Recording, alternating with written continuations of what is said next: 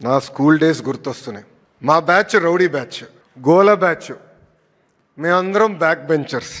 కానీ నేను back bench నుంచి స్టాన్ఫర్డ్ ఎట్లా వెళ్ళాలని మీ అందరికీ డౌట్ రావచ్చు. దానికి కారణం నా జీవితంలో గురువులు చూపించిన దారి. నా స్కూలింగ్ అంతా నేను హైదరాబాద్లో భారతీయ విద్యాభవన్లో చేశా. చెప్పే కదా మాది గోల బ్యాచ్ అని. మంజుల మేడం గారు అని ఉండేవారు. గట్టిగా 2 పీకి మమ్మల్ని డిసిప్లిన్ చేసేవారు. దాని తర్వాత మా ప్రిన్సిపల్ రమాదేవి మేడం గారు ఉన్నారు. మేడం గారు ఆధ్వర్యంలో నేను వైస్ ప్రిఫెక్ట్ అయ్యి ఒక డిసిప్లిన్, పట్టుదల, మొత్తం ఒక స్కూల్ని ఎట్లా నడిపించాలనేది మేడం గారు నేర్చుకున్నా. మనందరం స్కూల్స్లో ఈ మధ్యన బ్రిడ్జ్ కోర్సెస్ గురించి మాట్లాడుతున్నాం. అంటే ఏజ్ అప్రాప్రియేట్ లెర్నింగ్ అవ్వట్లేదు, పిల్లలకి బ్రిడ్జ్ కోర్సెస్ కావాలని.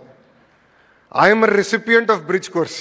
నేను ఇంటర్కి వచ్చినప్పుడు కొన్ని ఫండమెంటల్స్లో నేను వీక్గా ఉన్నానని గౌరవ ముఖ్యమంత్రి గారు నారాయణ్ సార్ని పిలిచి, మా ఆవిడ ఇంకొన్ని ఫండమెంటల్స్లో వీక్గా ఉన్నాడు, నేర్చుకోవాల్సిన అవసరం ఉందంటే నారాయణ్ సార్ నాకు ఆ బ్రిడ్జ్ కోర్స్ నేర్పించిన వ్యక్తి. వాస్తవంగా ఆ 2 సంవత్సరాలు నా జీవితాన్ని మార్చేసింది. దాని తర్వాత నేను SIT రాశాను, కార్నిగి మెలన్ యూనివర్సిటీకి వెళ్ళా. అక్కడ రాజిరెడ్డి గారు ఆధ్వర్యంలో నేను చదువుకున్న వ్యక్తి. రాజిరెడ్డి గారు నాకు అయితే ఫస్ట్ సెమిస్టర్ బాగా గుర్తు, ఎందుకంటే మొదటిసారి ఇంటి నుంచి దూరంగా ఉన్నా.